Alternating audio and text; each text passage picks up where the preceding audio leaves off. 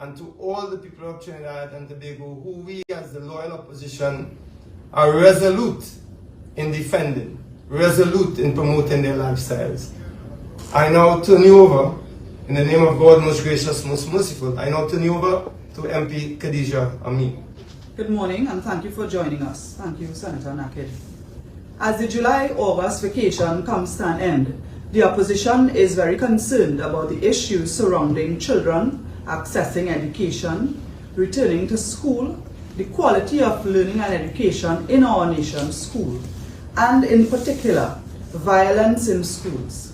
Our parents' ability to provide books, uniforms, and other necessities, including proper nutritious meals, the quality of the school feeding program, school transportation, and particularly given the roads, and especially in the rural areas, and access to schools, teacher absenteeism, special education, internet access and technology to support learning, the school dropout rates, access to early childhood education, the diversity of school options such as sports, culture, trade, and skills training options for our children, as well as access to quality education.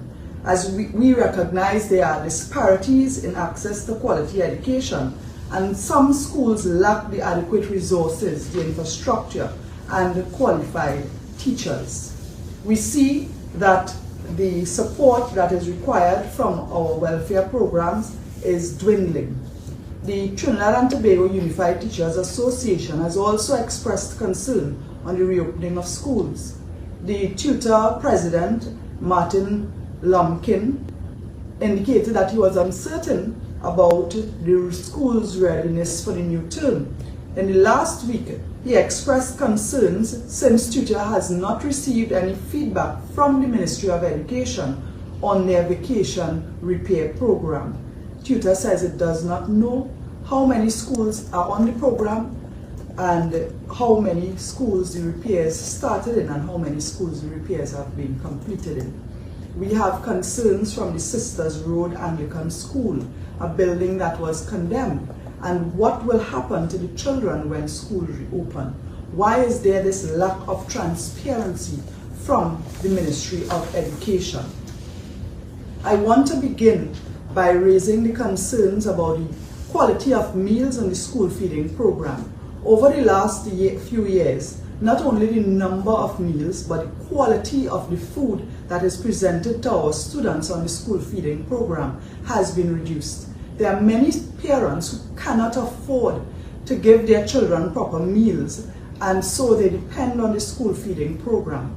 With the dwindling quality of the food, we also see that the nutrition will be compromised and their ability to focus, to apply themselves, and to be children and learn will be compromised. We are calling on the government to improve on the school feeding program for the sake of our most needy children. The school transportation is a serious issue, particularly in rural areas. There are many roads that have collapsed, and the government has refused to repair those roads, and it affects the cost of school transportation, it affects access to schools, and so there are children whose parents have to pay much more to get their children in school. This is presenting itself as a burden to parents, and it is affecting our children's ability to study. Particularly in rural areas, we have had feedback of areas where the diversion for the transport adds so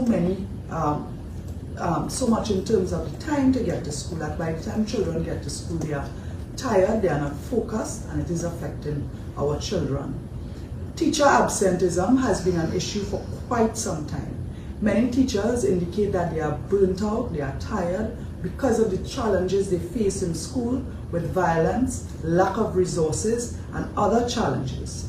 And particularly for those who have special needs in terms of special learning, there is a need to improve the support and resources for students with special needs and the teachers who are to ensure that there is inclusive education.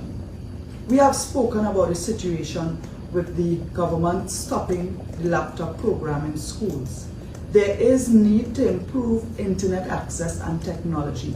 COVID-19 highlighted the disparities in internet access and technology among students, and some are still lacking the necessary tools for remote learning.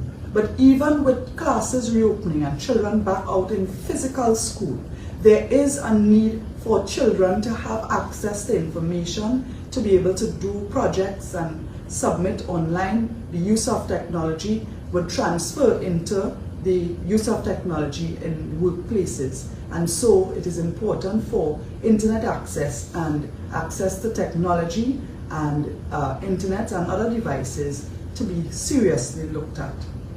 There's also a serious issue with school dropouts.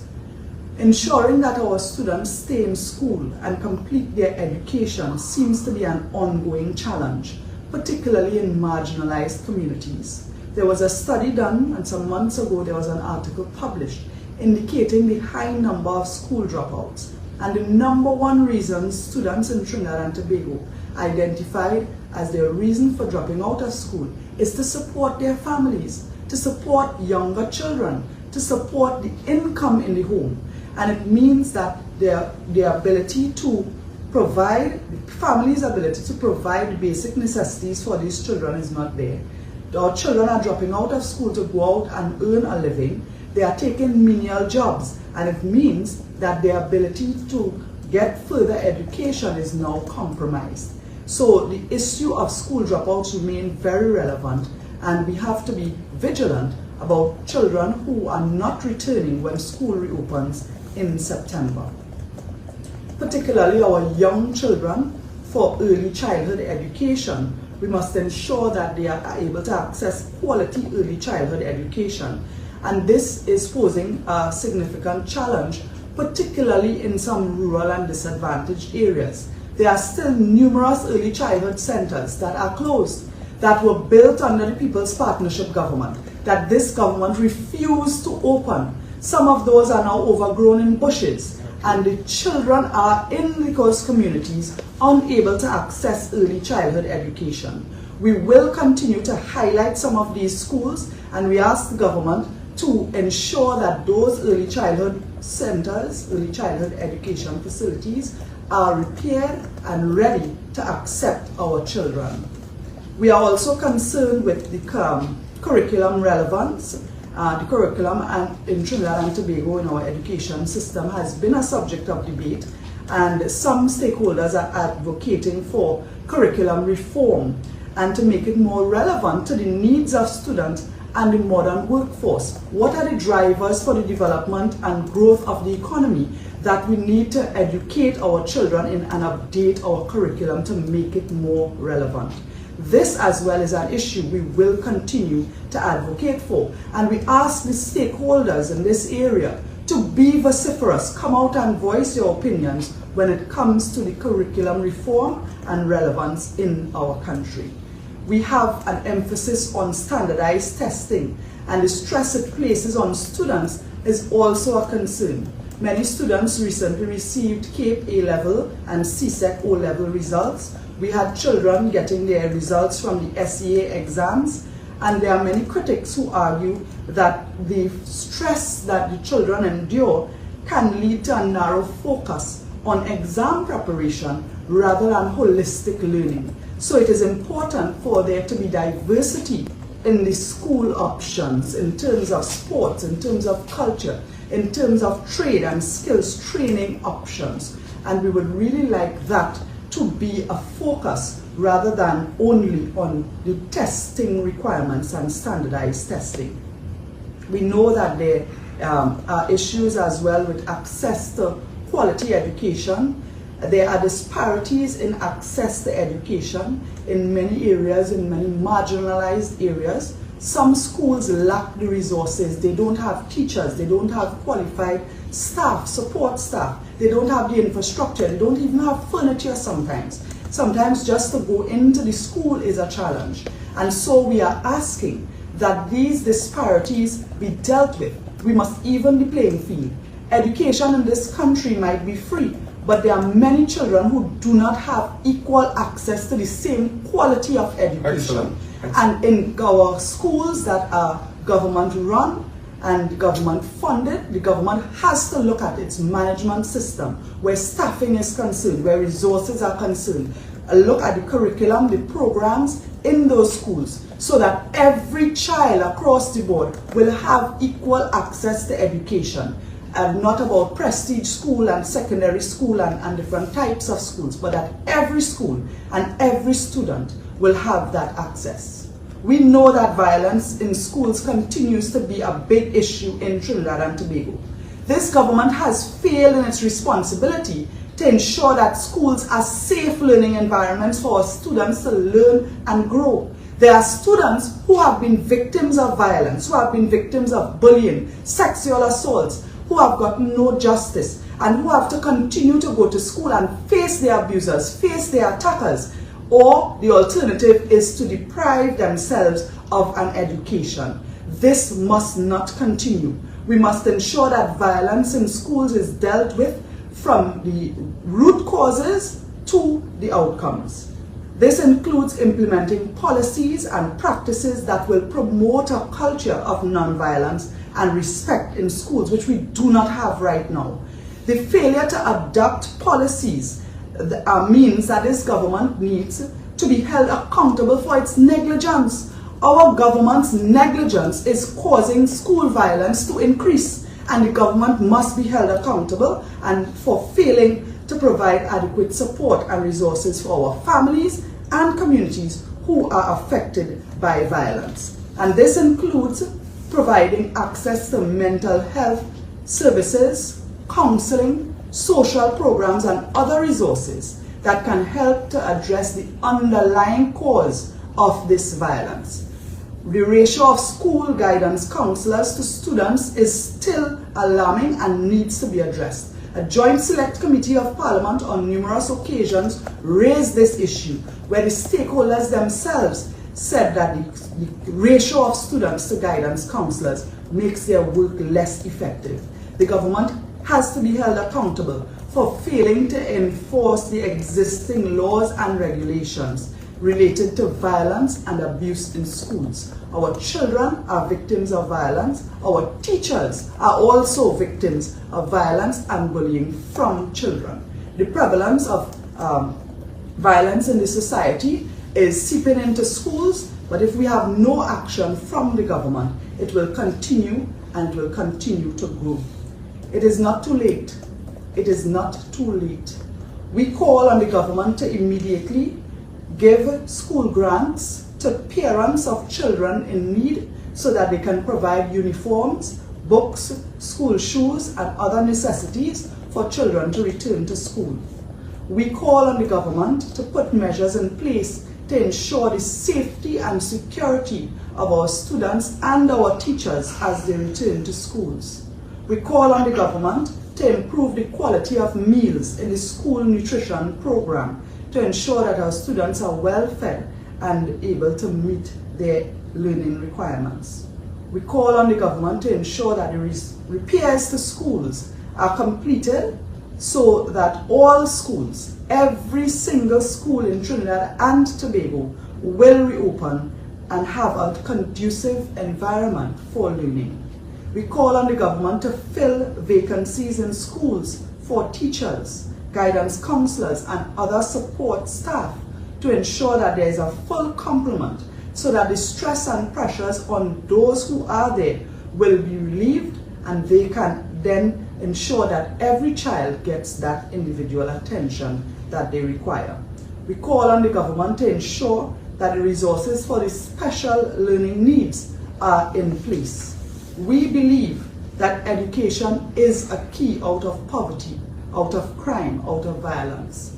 The failure of the education system now will damage our human resources and hurt our ability to grow our economy with local talent and local skills and Trinidad and Tobago nationals in years to come. Our children are the key to our future, and we are calling on the government as school reopens to ensure that things are in place and that improvements are made immediately Because when the People's Partnership was in government, we provided over 95,000 laptops to students in Form 1. We should be moving to providing tablets and devices to children in primary schools now. And where are we? We have gone back to so many years. Correct. Retrograde steps. We provided internet access to 75% of primary schools and 100% of secondary schools. What is the internet access now in schools for teachers to access resources, for children to improve their learning? The People's Partnership government, through the ministry's Student Support Services Division, provided 70,000 secondary schools pupils with 2-day career guidance workshops. These career guidance workshops help parents and students make decisions about what subjects they want to pursue in terms of what career they want to go into. We must continue to provide that sort of support through our Student Support Services Division, which seems to be defunct. We held more than 100 parenting workshops, expanding the Parent Academy in education. Even our social welfare grants provided support for parents and parenting. Parents who accessed the baby grant, for instance, were involved and enrolled in skills training to help them be better parents. Parenting has become more challenging because of the social issues that our children face.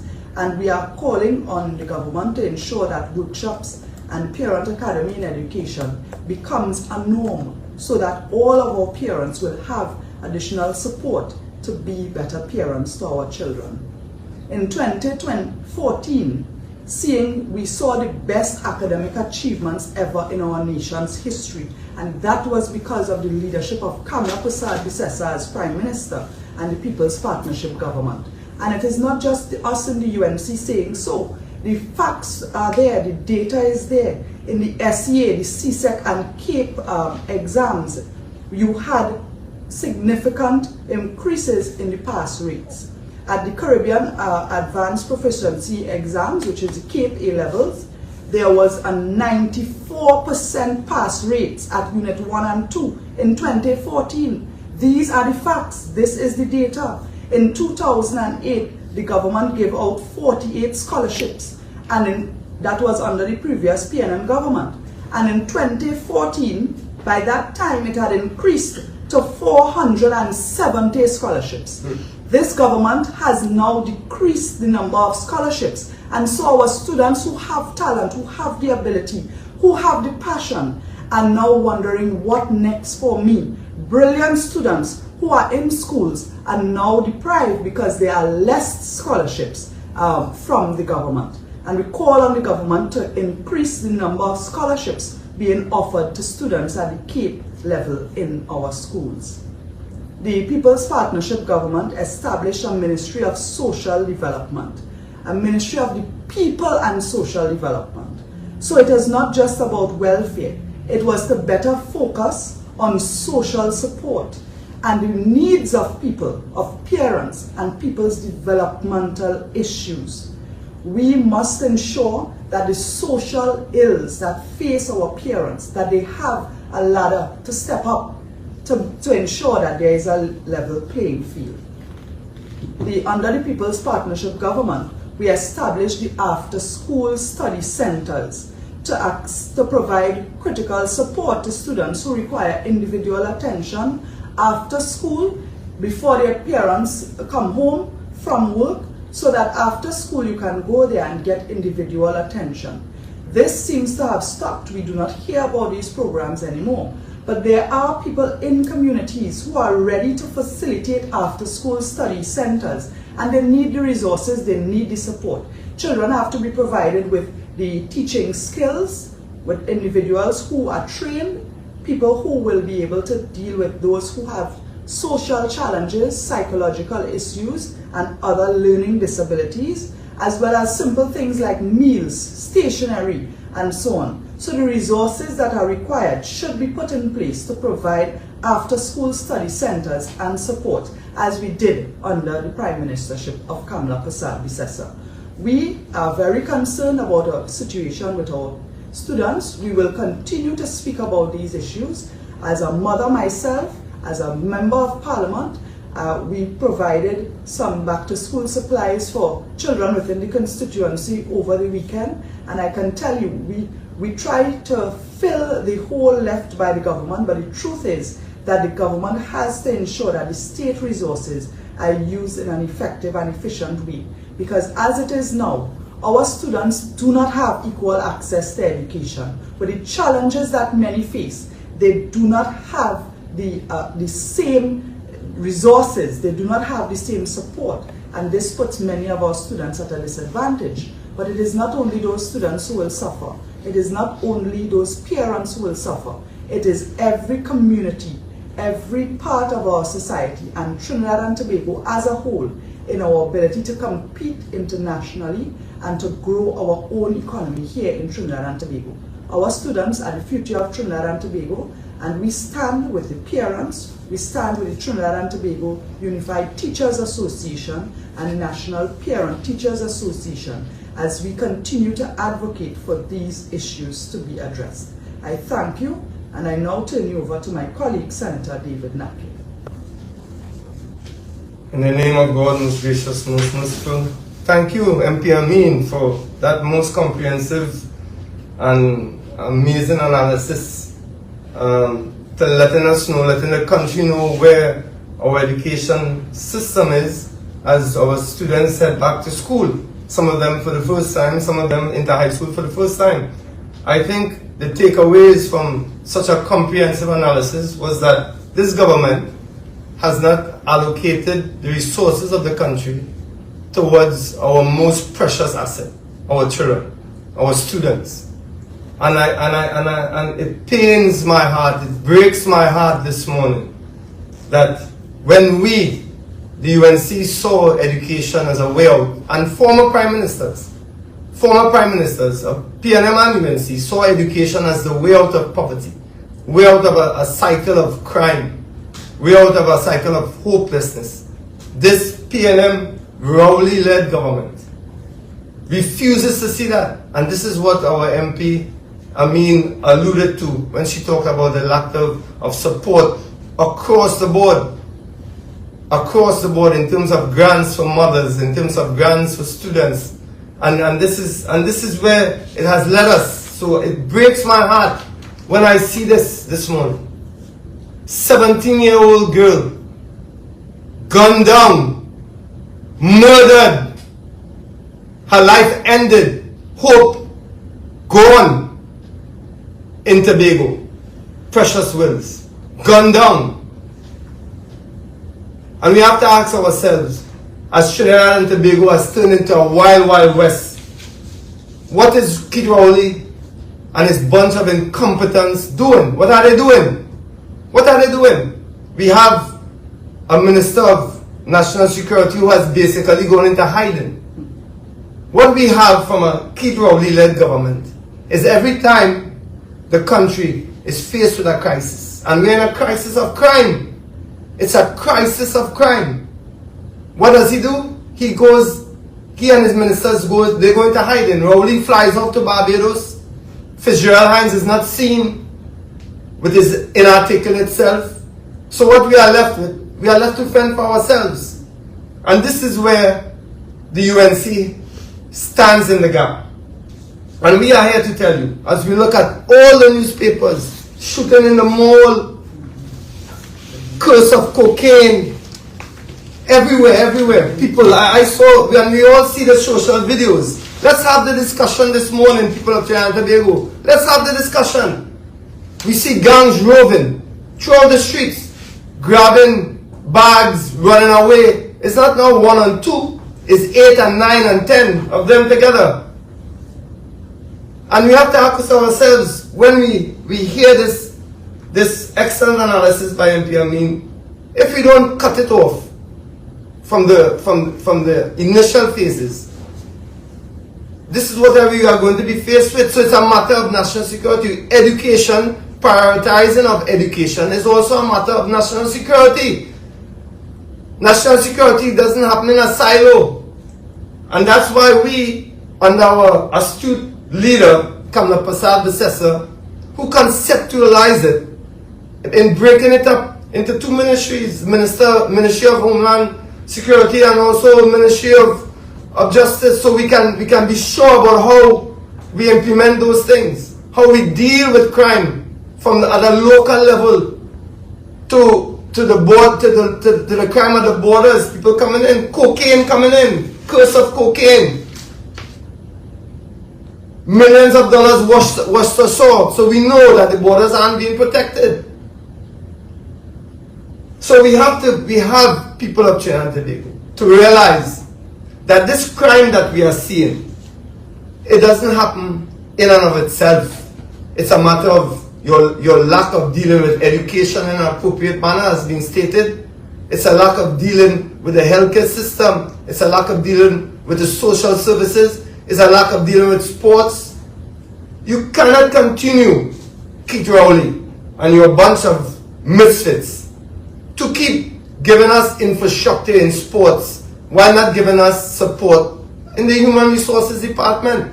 You have done nothing. We have seen people, teams, go out to engage in competition abroad, funded by parents, funded by themselves. I've never seen so many curricues and barbecues to fund national teams. This might sound flippant, but it's not. It's not. Because these are the people that come from disadvantaged communities that contribute to the crime that we are seeing now. If you take away their hope, if you take away their chance and a proper livelihood, what do you expect? And Keith Christopher Rowley has done everything to encourage crime in Trinidad and Tobago. As a matter of fact, he himself is the most and the biggest criminal prime minister we've ever seen, and I say so without remorse. This is a man who said it was me who undermined the Constitution, broke the law, intercepted the merit list. He said, don't look at me. As a matter of fact, he said, with a fair degree of trepidation and a whole lot of arrogance, nothing is going to change after August 14th. And I want to make the media and the public aware that when Keith Christopher Rowley speaks, he always forgets at the end of his sentences a couple of words. And I want the media to start realizing that. So when he said nothing will change, he forgot to say nothing will change for the better. Expect the worst. This is what he's telling you. When he said to all of us, I will not close down Petrochin, he meant I will not close down Petrochin tonight. He closed it down a few months later. When he said on the Brent Thomas affair, don't ask me about that. I have nothing to do with that. What he meant, don't ask me about that. Because there's no way people can leave, police can leave Trinidad and Tobago without he as head of the cabinet knowing, and head of national security, Fitzgerald Hines, he's head of the National Security Council, Keith Christopher Rowley. So all we hear from him are continuous lies and lies and lies. On the Vincent Nelson case, when he said, I know nothing about that indemnity, later disputed by Farish Al-Rawi, who said that the cabinet was aware. Keith Rowley is the head of the cabinet. So you always forget something. And his most glaring example of omission is when he talked about Minister Young. When he said he was a minister of everything, he forgot to say he's a minister of everything that fails. So when we have a situation throughout the country of crime, we ask ourselves, where are we positioned as a burgeoning democracy? How are we when we cannot take care of those less fortunate? When we cannot protect those who work day in, night out, day in, night out, who work for a living? When we cannot protect them in their communities, outside of their communities, where are we heading? And this brings us in to a point that the issue I would like to deal with. We have a situation where, as a child, I remember when we would be asked in school what profession we would like to have. You know, you hear the usual doctor, lawyer, you know, people, exciting professions that will meet us. Maybe through television, we were excited. One of the most prominent answers would be pilot. I would like to be a pilot, MP. Because it's the glamour of it, you know, the nobility of it.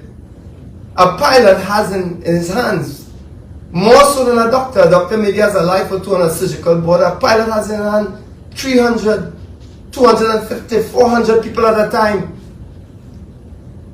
This is a profession, I dare to say as an ex-professional footballer, a skill set that is unique to everyone. These are pilots. Now what was Keith Rowley and this PNM government done? They have humiliated these pilots. These pilots have been left without dignity. They have been questioned. Their salaries were cut during COVID, 57% cut for 3 months. Then some of them were laid off, those over 60. And the irony of it all, while this is happening, when they finally stood up, some of these pilots, and said, you know, we've had enough. They made a concerted effort to reach out to the government. And don't be fooled, Trinidad and Tobago, by all what you see in the newspapers here with Calboard, and I'll get into the Calboard after, with the Chief Executive Officer, Gavin Madeira, coming out and saying that there was 16% increase in their salaries over the years and so. That might be so. But don't forget that that's an illusion when you read further on. And here's what he said. Cal has also proposed to transition pilots from a monthly salary system to an hourly rate payment structure across all fleets, coupled with a reduction in the minimum work guarantee from 75 to 60 hours, with overtime rates being applied after 75 hours. You know what that means, Trinidad and Tobago? These pilots, their salaries are being reduced. I'll give it to you in layman terms, on the ground terms. Their salaries are being cut. Now you have to remember, although there's a glamour of being a pilot, these are salaried workers. These are salaried workers. In other words, they are not owners of capital. These are salaried workers.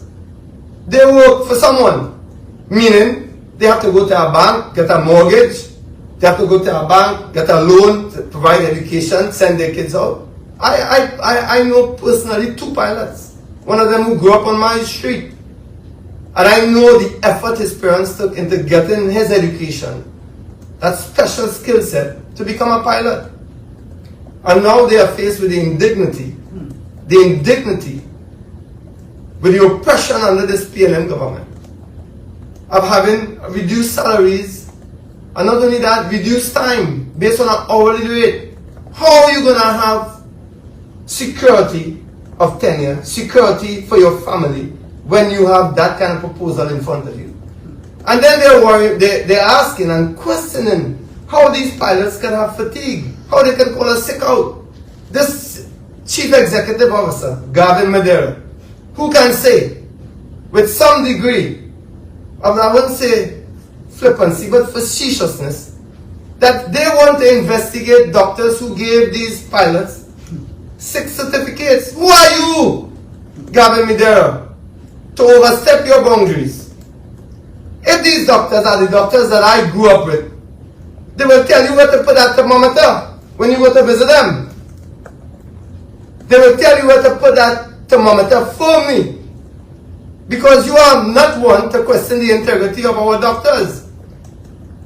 Can you imagine, people of Trinidad and Tobago, that these pilots stressed over their salaries and all that goes with that, the multiplier effect of that, maybe reduce income, reduce expendable income for their disposable, for food, for their families, education, all of that.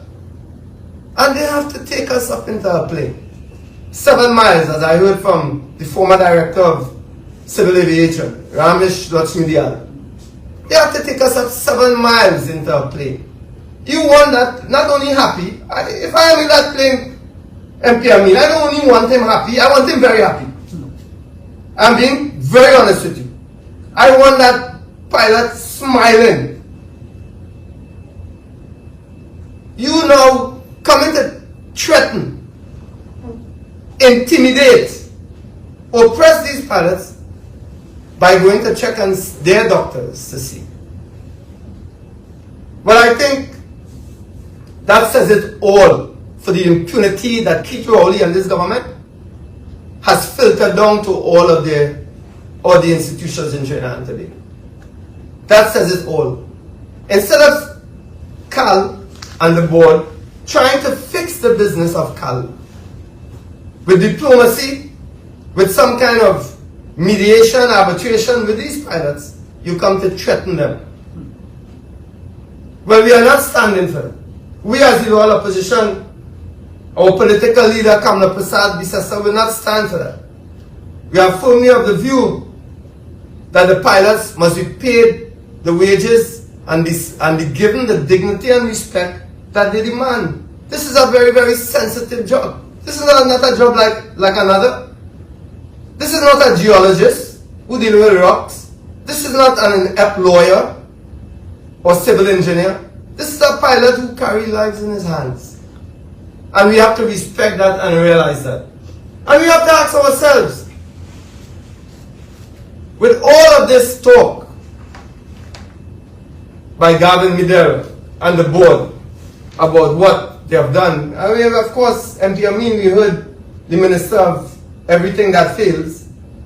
We heard him call the pilots ungrateful. Minister Young referred to the pilots as being ungrateful, entitled. Now this is a man who came from don't get that with Minister Young, how he presents himself. He came from a working class family himself. Through his education, he became a lawyer, and everything he has achieved has been because of the politics of the country and taxpayers' money. And you are coming to call the pilots who hold lives in their hands ungrateful and entitled. While you, who skip in and out of the cabinet, as our political leader said, playing musical chairs with Faisal Rawi, 210 recusals. You did that, benefited from taxpayers' money. You come in now to call the pilots who work hard, who suffer fatigue, call them entitled and ungrateful. You are the entitled and ungrateful one, Minister Young. You are that band of incompetence in that cabinet of Christopher Rowley. We are fed up of you referring to our people as entitled and grateful. Who was the one, MP Amin, who called our people who were lining up for hampers? She called them greedy. She said they're not needy, they're greedy. This is a government that bullies people all across the board. And I want the CAL pilots to take note of that. Because while there are certain sectors in Trinidad and Tobago who see themselves above the fray, that they don't have to vote. Did these CAL pilots vote on August 14 to say to Rowley, enough is enough?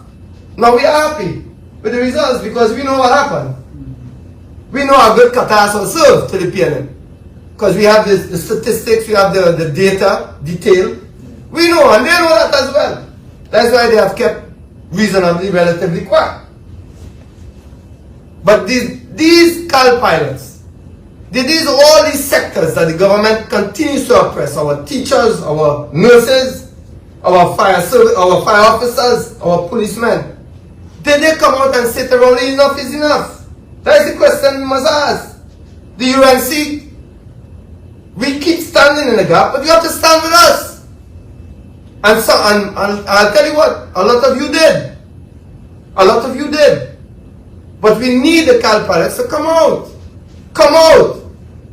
Don't feel yourselves above the fray.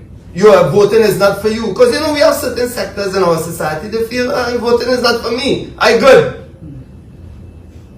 I have a nice bank loan. But exactly that. You have a bank loan. You're living from the bank. There's no security of tenure, especially under the PNM. So we have to ask ourselves, why aren't you standing up for yourselves? Why aren't you joining with the UNC, who you were very comfortable with, and you said so yourselves?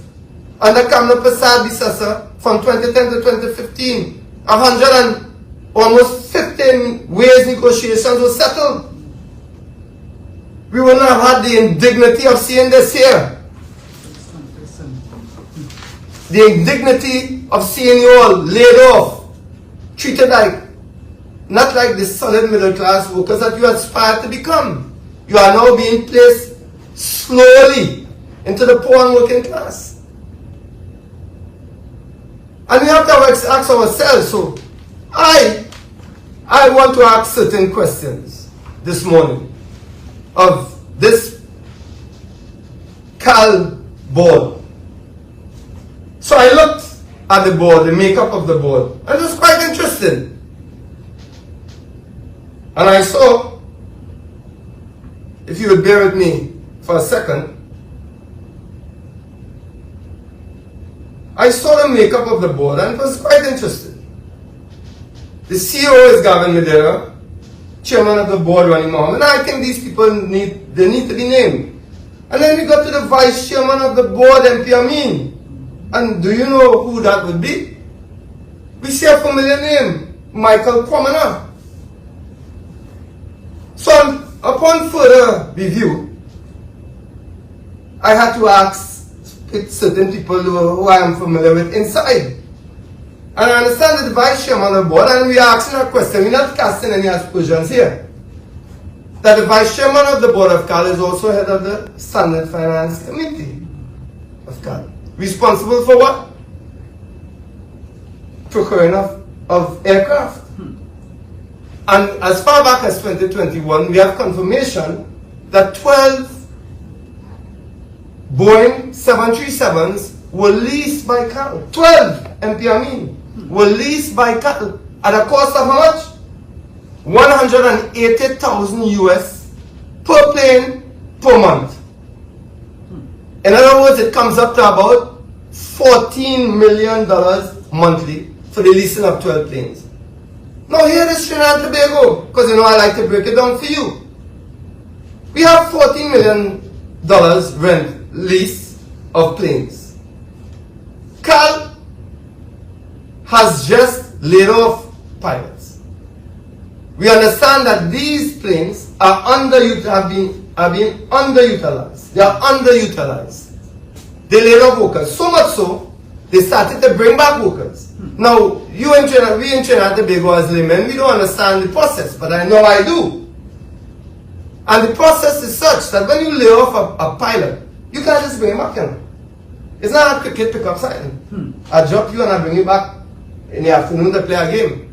When you lay off a pilot, to bring him back, he has to be recertified. MP Amin. He has to go through a 2 to 3 month process of recertification. He has to go and take courses in Miami, flight simulation, and the whole lot. It's also an expensive process.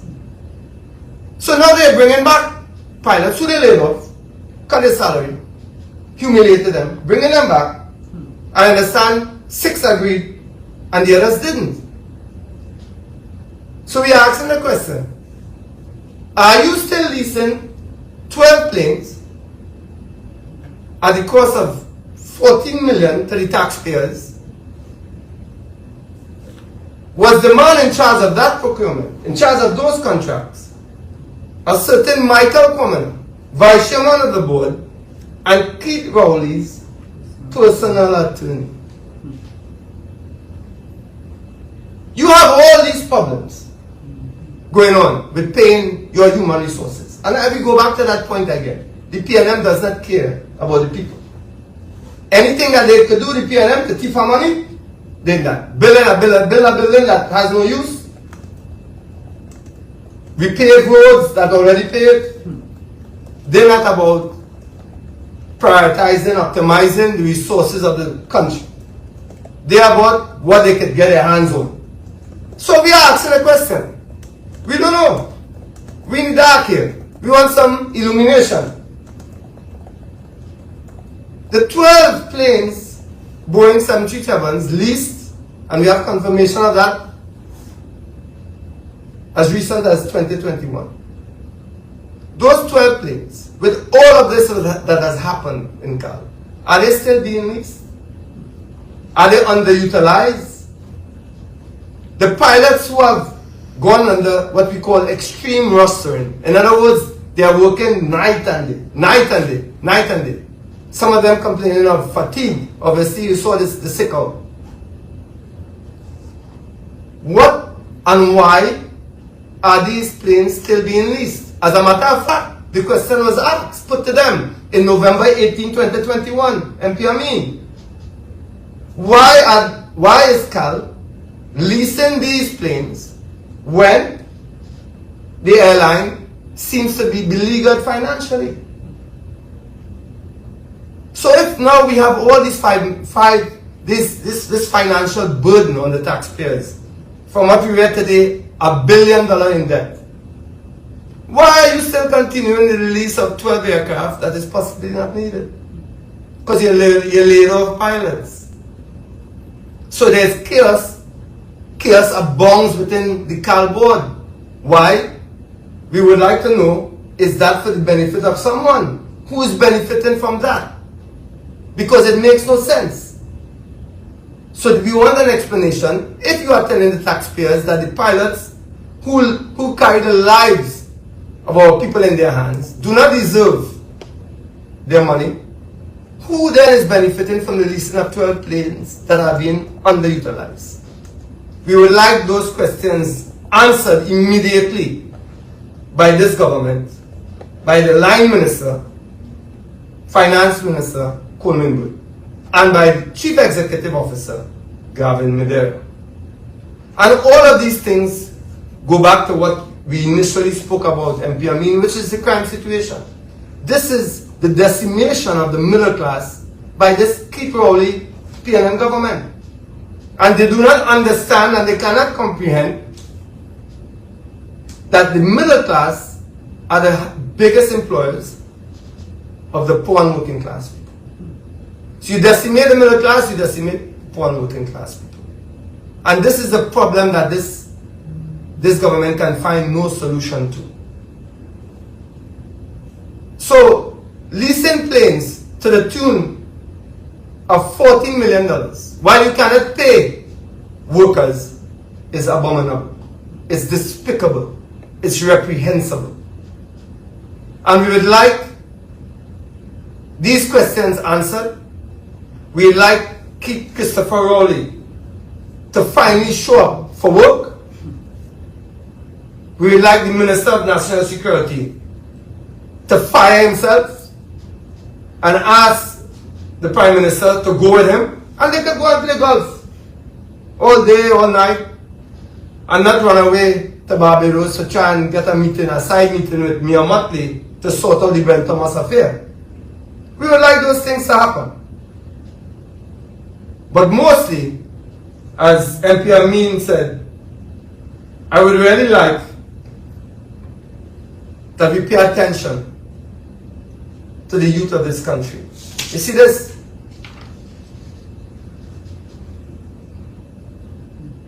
I can't tell you how this hurts. First of all, because it happened in Tobago, my favorite place. Happened in Tobago, 17-year-old girl. And Rowley wouldn't speak to this, because Rowley doesn't care. Once it doesn't affect his money, what he does?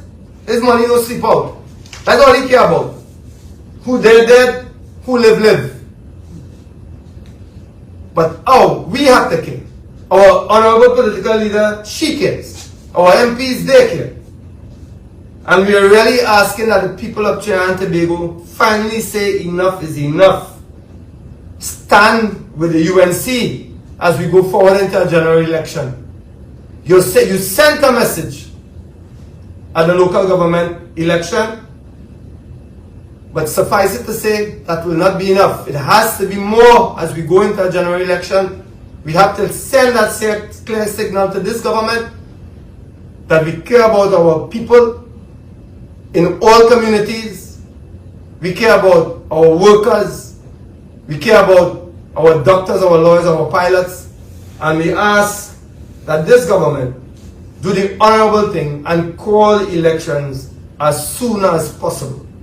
And let the people give the mandate to a party that knows how to govern. And that is a government under Kamala Prasad Bissessa. I thank you, people of Trinidad and Tobago, for allowing us again into your houses this morning. And we look forward to any questions from you. Can we just have a few questions from the media? To Senator Naked, in light of what you revealed with Caribbean Airlines, do you think that the board should be held accountable and it should step down? Of course, yesterday. The board should have gone yesterday. This indignity imposed upon our pilots, imposed upon the people of Trinidad and Tobago, because remember, Stuart Young and Rowley, and they believe that Trinidad belongs to them. So they could answer with impunity. You feel entitled, you feel ungrateful, but who are you? Everything you and your family have is from the taxpayers' money. We have to send a message. All of them should have been gone already yesterday. They should have resigned, including Peace Christopher Rowley, and especially Comember. He's the Line Minister. This has affected us internationally. And I want people of Trinidad and Tobago to know that this government continues to heap embarrassment upon the people of Trinidad and Tobago.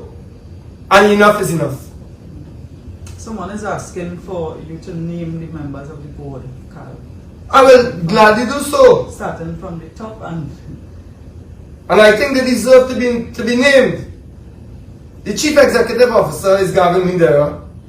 That is the one who's an obvious dunce and not aware of the industry at all. Chairman of the board is Ronnie Muhammad. Vice Chairman and Keith Rowley's personal attorney. You see, people don't realize when the Honorable Kamala Prasad Bissessa had no intermingling among the state boards, the family and so. That wasn't allowed. You're like, your personal attorney could never be on a board. That will never happen. Again, Michael Commoner, I think he was also involved in some buying of a property, and I think so. Anyway, I'll let Dr. Munila deal with that. We have the director, Zachary Hardin. We have Director Chris Maraj, Director Enid Zephyrin, CFO, Chief Financial Officer Marina Chase, Chief Operating Officer Nomala Ramai, the CIO, and that was it. So that is the board. And we are asking you all to do the honorable thing. Come clean, answer the questions we, the opposition, have posed this morning, and resign. Resign. With the situation with the CAL pilots and industrial relations overall in the country, the government has repeatedly said that there is simply not enough money available to meet the demands. Do you accept this rationale? Of course not. Based on what I previously outlined, this rationale makes no sense whatsoever. So I go back. Let me make it clear to the people of Trinidad, because this was just sent to me by our Honorable DPL, who is always in tune. The amount per year is $168 million per year, the leasing of those planes that are being underutilized. $168 million. That was more than enough to settle these negotiations. More than enough to settle maybe negotiations of our nurses, our police officers who got 4%. I mean, when are we going to say? And I know a lot of those sectors are worried about their jobs. They have, nurses, I understand, are being put on monthly contracts. My mother was a nurse. My mother came from poverty. My mother came from Picton and Laventer and built herself up from the age of 16 in the nursing profession, went to England and built a family into the middle class with my father. How are these people supposed to do that? You nurses have to stand up. Not enough to talk, you all have to stand up with us. and not accept 4%. Forget the union leaders. Most of them are waste of time. Waste of time. As far as I'm concerned, I'm a union man. None of them worthy of the job of being a union leader. But you all have to stand up and say no to that 4%. So no, I am of the view this government has failed Trinidad and Tobago, and Rowley was completely correct. After August 14, nothing will change, but of course he forgot his usual last words. Nothing will change, everything will get worse. You mentioned the Prime Minister going on vacation. He has received some criticism for this, especially given that the country is facing a crime crisis. Do you think that the criticism is fair, and what more can the Prime Minister do to address the issue of crime? What more can he do? Step down, call elections. I think Rowley has run the gamut. I think everybody has realized, I mean, the indictment of Rowley after the local government elections were very clear. We've had enough of you. Rowley has no solution, nor does he care about offering a solution. Rowley cares about his pocket. Rowley cares about his people around him, who he can benefit financially. Rowley cares about power. Rowley doesn't care about crime. Rowley didn't give a statement about, as our honorable political leader said, he never spoke about Simeon Daniel, Antonio Francois, Ashanti Riley, Angela Barat. He never came out. He doesn't care. He cut education, as MP Amin said. What more can you do to signal a decline of a democracy, a decline of security, when you cut education and base it not on meritocracy, but base it on what? What you think, what you decide. You select who deserves this and who deserves that. That's what Rowley has done. Rowley cares not. Rowley is truly an evil man. I'll say that again without any remorse. Rowley is a criminal prime minister. And we've had enough of him, and the people know that. PNM and UNC. To MP Amin, now that the local government elections are over, do you believe that there will be accelerated implementation of the measures in the Local Government Reform Act? Nothing prevents the government from introducing local government reform. The act was passed in 2021. They have been talking about this since 2015 when they came into government. We have seen them take their time with the reform. We have seen no action when it comes to the implementation of the reform. What they are doing is squeezing the resources from the regional corporations to make a case to the population that we need property tax. They are depriving the regional corporations of funding, not making the releases that they put in the budget for these regional corporations, so that people will get fed up of the potholes, they will get fed up of the garbage not being collected, they will get fed up of the neglect around them, and agree with the government that property tax should be implemented. We are against property tax being implemented, and we say that if you are serious about local government reform, you are in government, you are in charge, and it can be done if that is your intention. But that clearly is not the intention of the government. The government intends to continue to abuse local government, and we have seen the turnout in the local government elections where more people voted for the UNC than the PNM, where the UNC won more seats, more local government seats, and made significant inroads in the PNM, so-called PNM areas. And the time will come soon when we as a population will have to vote for the government to change. People are fed up of the PNM, people are fed up of their promises, of their lies, and there will be a general election soon and we can get rid of the PNM. Now, in the local government campaign, the UNC focused a lot on crime. Do you think that this resonated with citizens? Crime is one of the issues that affects everybody. If you do not personally know someone who was murdered or robbed or a victim of crime, you would be, everybody. The issue of crime affects education, it affects businesses, it affects the economy, it affects every aspect of life. The solutions put forward by the UNC in this local government campaign resonated because they were real and they were practical. the issue of utilizing municipal police to engage in community comfort patrols, of having municipal police officers working with schools, working with stakeholders to reduce violence in schools, to ensure that the public facilities such as our recreation grounds, our parks, are patrolled so that children would not be gunned down in our recreation ground. Yesterday there was an incident. There was apprehension of criminals in Port of Spain by the municipal police officers. And this again is testimony of what municipal police, who are well trained and so on, can do in the prevention of crime. So our solutions for local government and what regional corporations can do to make a better quality of life for citizens in our community also extends to what can be done at the national level. And as time progresses, we will continue to engage stakeholders and put forward our plans and our manifesto for reducing crime, for improving the economy and providing jobs in our country.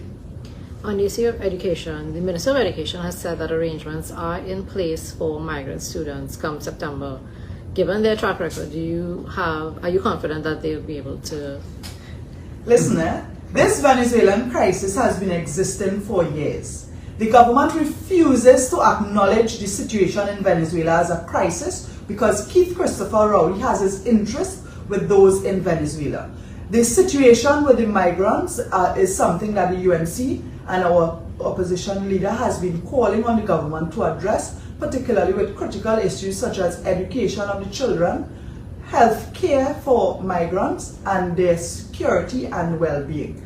We are concerned that while we hear of a program for migrant children, we are concerned about the government's ability to implement that, given their track record with their promises. We are concerned that they are only treating with a small margin, and that the real problem with thousands of migrants and migrant children would not be addressed. Even the situation when they come here, how they are treated, we will not get to properly deal with that if we do not acknowledge. And if Keith Rowley, as a Prime Minister, does not acknowledge this humanitarian crisis in neighboring Venezuela.